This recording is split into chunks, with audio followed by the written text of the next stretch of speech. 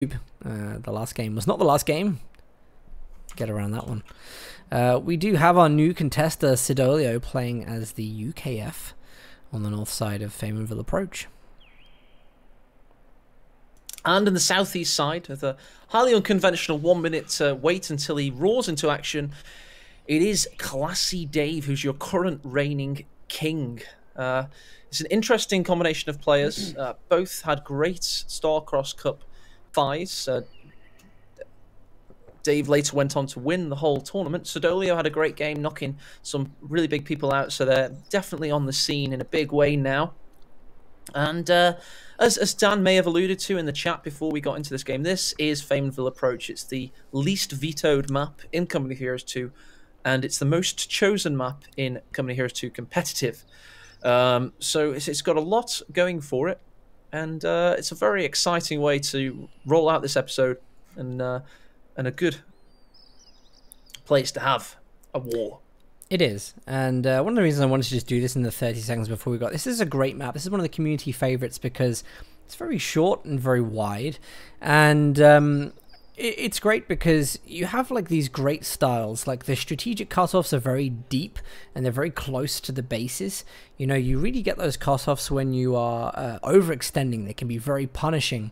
You have resources that are spread out side to side, both in the munitions and the fuel. The VP is incredibly spread out. It makes for a game that is a lot of engagements across the map. If you do decide to kind of pigeonhole yourself into one area, then you will suffer for it. So this creates great games, in my opinion.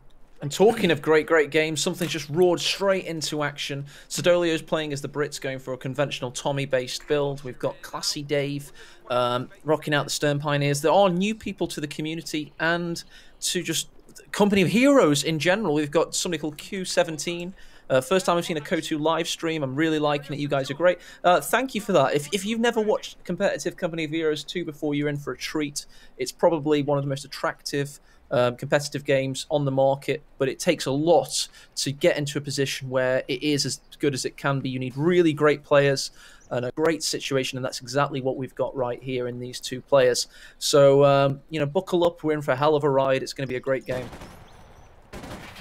Absolutely.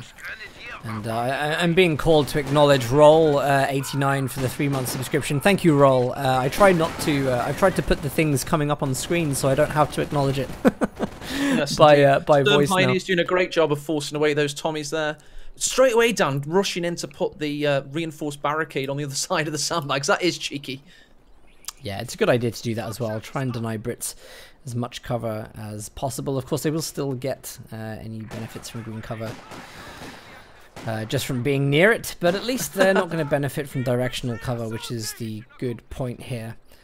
Triple Tommy squad changed a little bit, hasn't it? I think. Well, yeah, that's why I'm not going to say that it has rate of fire increase on it, but you click on the icon, it will tell you that squads into cover is rate of fire. Of course, we're told that's not true at the moment. Another good thing about Siddolio is Brits. He'll actually destroy the green cover using the detonators. Look at this aggression, rushing straight up against that foe squad. You're going to force it away in no time at all. This is a game that focuses around retreating and preserving your manpower and also the squad's veterancy. So it's a big point, just obviously for the new guy that's watching. 600 viewers, but I'm casting for the one new guy because he's never seen this before. So I'll throw in a few little tidbits here and there. Maybe. So what do you make of 4 Tommies, Dan? No, I think it's really good, especially when you've got a map that has a lot of buildings on. Tommies and buildings, they're going to be very good and very secure. They're very hard to dislodge, especially for OKW that doesn't have access to easy indirect fire. I think that should be a key thing that we point out. One of the other things as well, though, is that Siddolio has kind of sacrificed getting any stable resources at the start of this game to go for this big strategic decap through the center. Of course, capping this point here means that none of the points on the left are connected, and that resources will be low for Classy Dave, but that also means Siddolio has not got any resources of his own. Oh, so look at that first grenadier. That was so bitterly survived then. That could have been a lot worse indeed. Just absolutely winning most engagements right now, Siddolio. And a little bit of luck, but a lot of tactical preparedness, and it's just working out for him. He's doing very well, and actually he manages to stop Classy Dave from recapping the strategic point that would have given him a little bit of fuel for a while. Fortunately, he has got fuel on the right-hand side, so he is going to be getting some of that resource.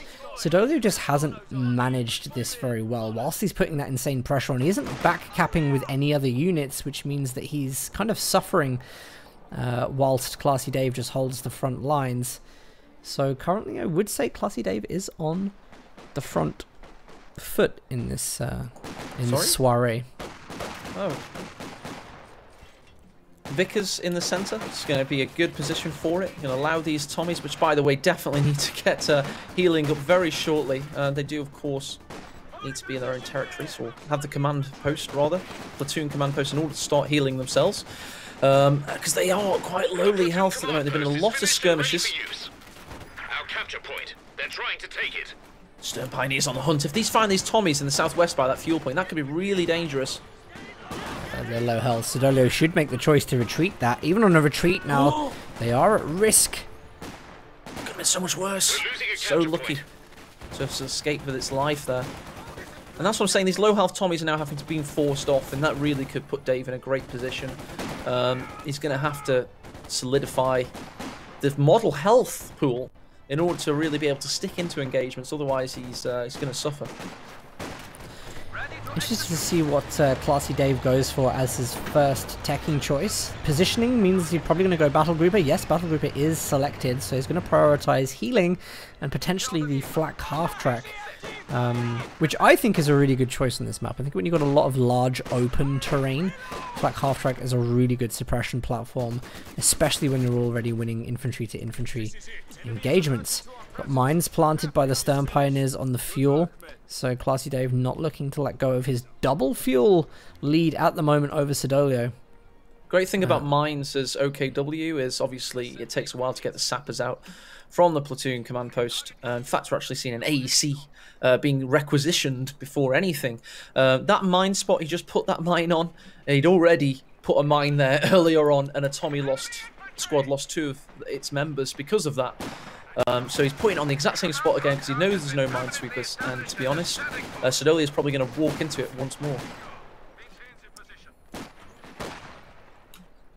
Yeah, mines do win games is the common phrase in Company of Heroes, and getting those down early will be hugely beneficial to him. Still no commander picks. I will say that I like to see this when players like to suss themselves out a little bit before picking that one thing that will tip the tide. Siddolio doesn't feel that anything's going to be beneficial to him right now in recovering the huge loss in map control that he has. And yeah, it's been pretty quick, hasn't it, how it's turned.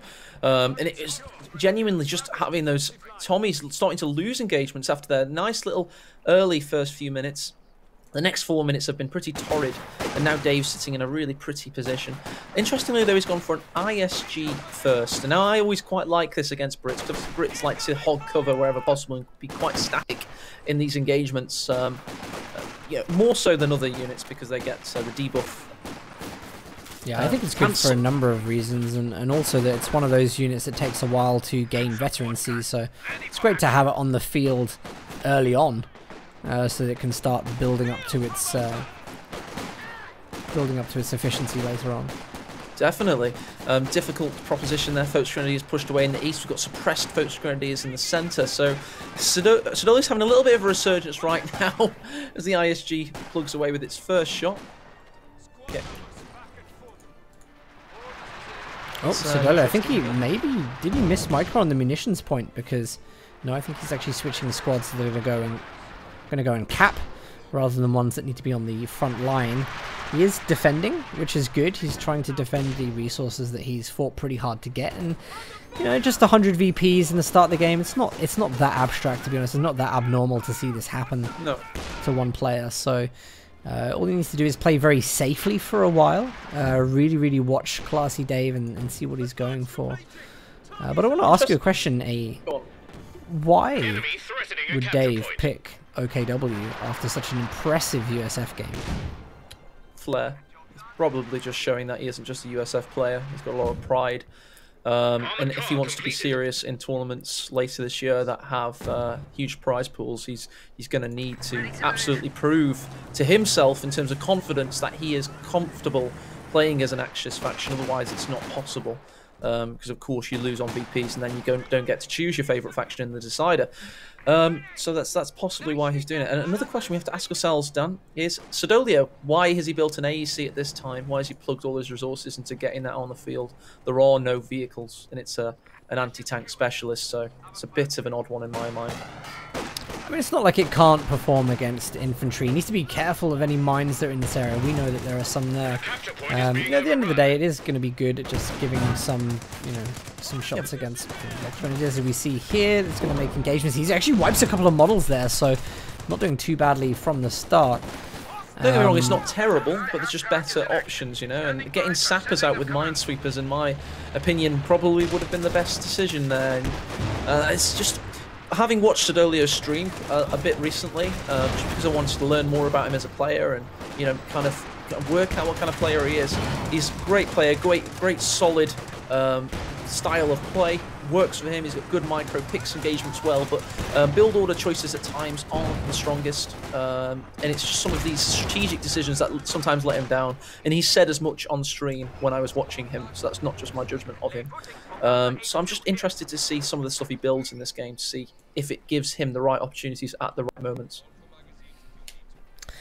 Well, one thing he definitely could do with actually right here is an AT gun. If he could get an AT gun up towards the tier 4 position, he doesn't know it's there yet, but assuming that gets scouted, he has a very good opportunity. There's no Raketen on the field. AEC could support it.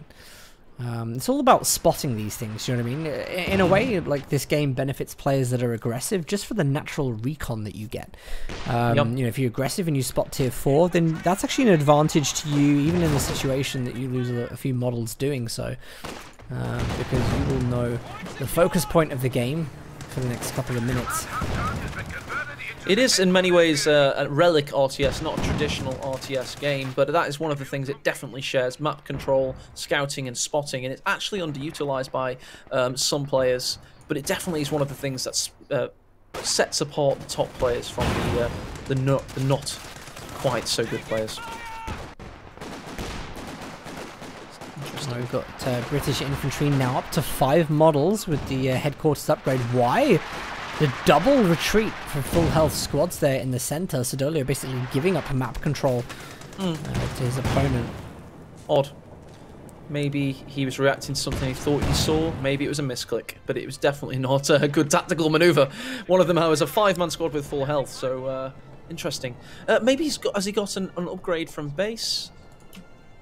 Is he waiting for that, perhaps? Research weapon racks has not occurred, so it's nothing to do with that. So yeah, it's just one of those things that happens. We saw Nagano accidentally do it, didn't we, earlier? Yeah, we did. He built 2 mortars by accident. That was funny. Mortar coming up. Nice, shallow map. It's not a very long map. It's quite short and wide.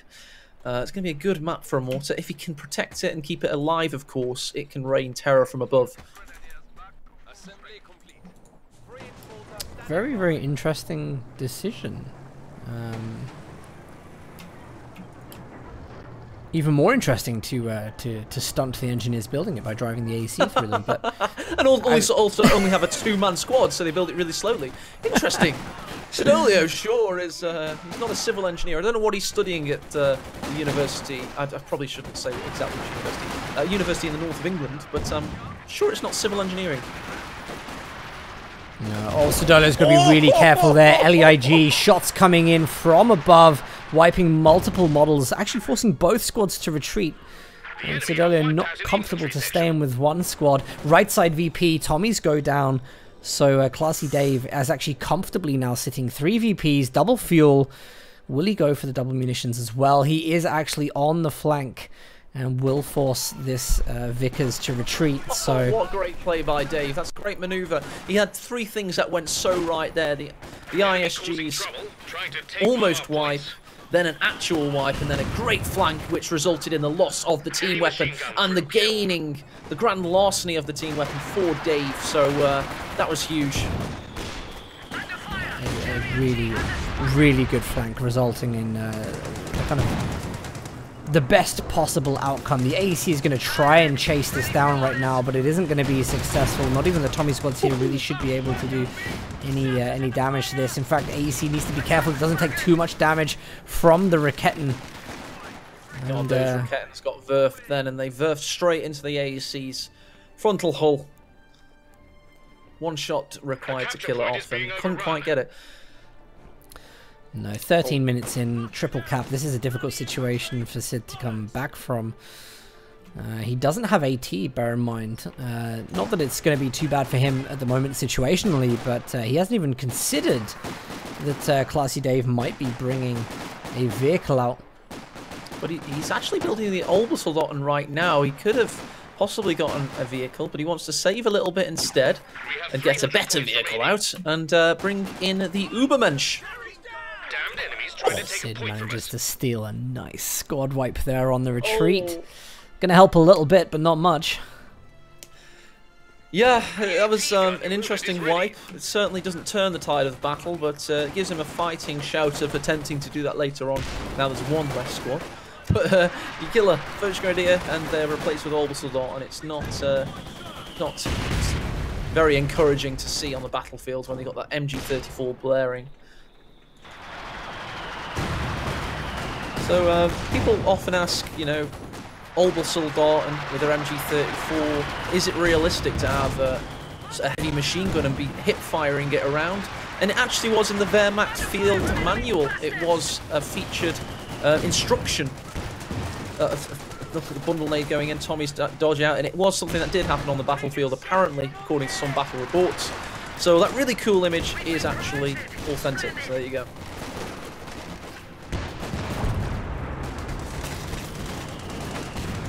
Interesting fact there. Well, AEC could have a good chance to wipe this MG. Classy Dave hasn't really spotted it yet. Can the Pintle just pick it off? Come on, engineers should be able to do something at least. Yes, that has gone down. And Siddolio restoring the situation very, very slowly. I guess in a way he should be focusing left because... nice escape with the Royal Engineer, but he's not going to be able to escape with the MG34 thanks to... What smoke popped by Siddolio? The smoke screening the MG34. That was fantastic tactical play. And that's what I call Siddolio. Yeah, it was a good move. He's reclaiming little bits, but then again, let's have a look at teching right now. Classy Dave going for the Panther. It's going to be met with basically nothing. Siddolio hasn't even teched up to anything that's going to be able to build him late game tanks. So this Panther is going to be very, very dominant. The 1AT gun isn't quite going to cut it on the front lines. So let's give an accurate battle report for Siddolio's hierarchy. He's currently got 259 victory points, soon dropping. Classy Dave is swallowing the map up whole as we speak. The mortar hasn't been very active. It's only gotten 3 kills, and it's currently being attempted to be destroyed by the Rakettenwerfer. He's now up against a Panther. His only AT is pretty okay. It's a 6-pounder and the AEC. But to be honest, Dan, it's not looking too great for him overall. Ready to set a command vehicle and call in recon support. Enemy causing There you trouble. have it. The medium tank in inverted commas. Very much a heavy tank by pretty much every other army's designation. 54 tons. Prototype tank for the main battle tanks to come in the later 20th century. The Panther is a thing of beauty. They were captured as high-value sources and then used to create tanks that saw service for many years to come. Oh, wow, what a ground attack through the hedgerow with a bit of a guess shot there. Trying to deal with multiple things, even the pressure from the AT still manages to get a decent ground attack. AEC goes down. Engineers are trying to repair this mortar, and it isn't able to brace at the moment as it is on cooldown. Classy Dave, in an incredible front position, is not going to be pulling back any punches. That 6-pounder's acting more like a quarter-pounder there. It barely even tickled the Panther. But I counted 4 shots connected. 3 didn't penetrate. The 4th one did, but it only did a small amount of damage. So the Panther was able to polish off that mortar. And if it wasn't looking bad for Siddolio before, it certainly is now. He's got 37 pop cap out of a possible 100 versus Classy Dave on 61. And on the graphs, that doesn't look too pretty either. Not at all. Just remember, by the way, everybody here, that the prize pools have doubled today. So winning this game will give Classy David £40 in his payout at the end of the month. And you think about Nagano last week, who held a 4-game consecutive streak. That won him £40. So this is a lot more to play for. Do you know what I mean? Players are going to have to be focusing a lot more on their 1v1 skills and strategies coming into this event, really with a strong mindset. Because there is a lot more to play for now, and that is really what we're trying to encourage people to do. Definitely. I mean, money's great, but I think the pride of competing in front of live audiences is great, and that's how it always should be. This is just a nice little tiny bit of money. £20 is a good amount for winning a game on this great stage. And I have no doubt that a lot of players would be fine with the pride and glory of victory alone, but the money certainly helps. So it makes the event a little bit more hype and prestigious, rather. So you can tell that Dan and I have definitely got a certain judgment about this particular game as it stands. And it's possibly best represented by this Panther just running over Siddolio's limp. But wait, AE, because its contender is about to arrive on the battlefield. The AE. C. Car, that's right, the account eliminator car is on the field. This thing is 75mm of quantified destruction.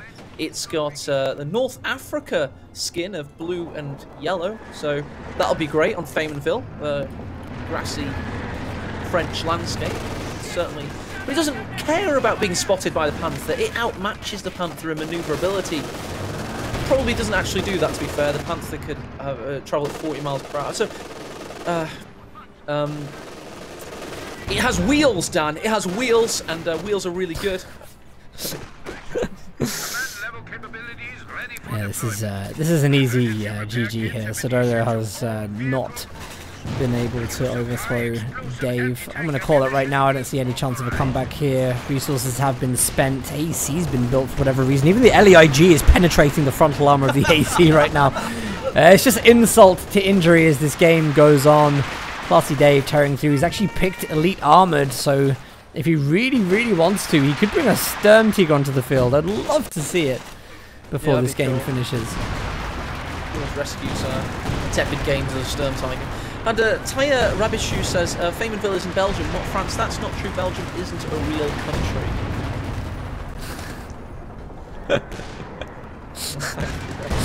I disagree with you. Your country doesn't exist.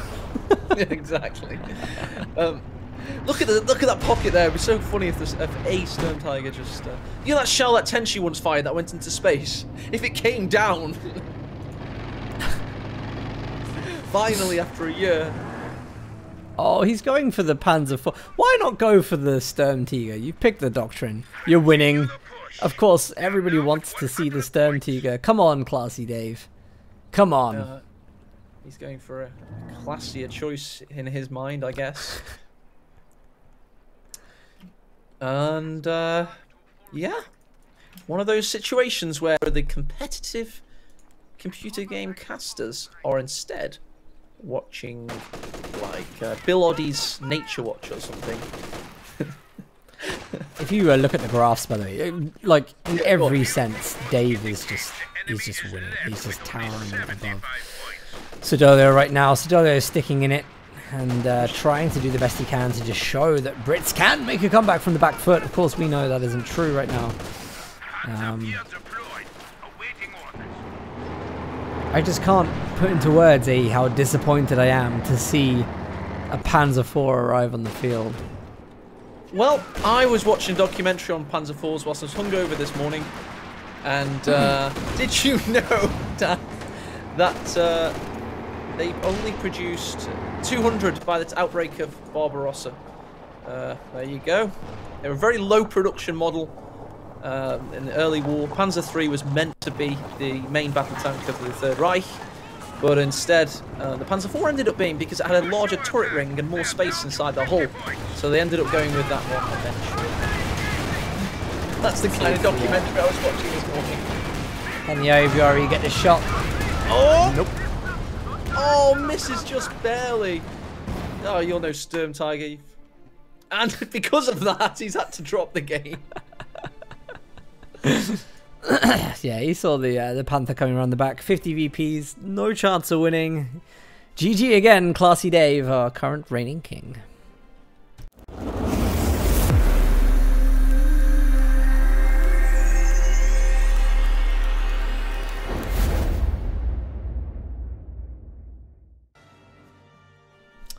Okay, well, with that, that does conclude week 6 of King of the Hill. It's been fun, there's been drama, there's been good games, there's been bad games.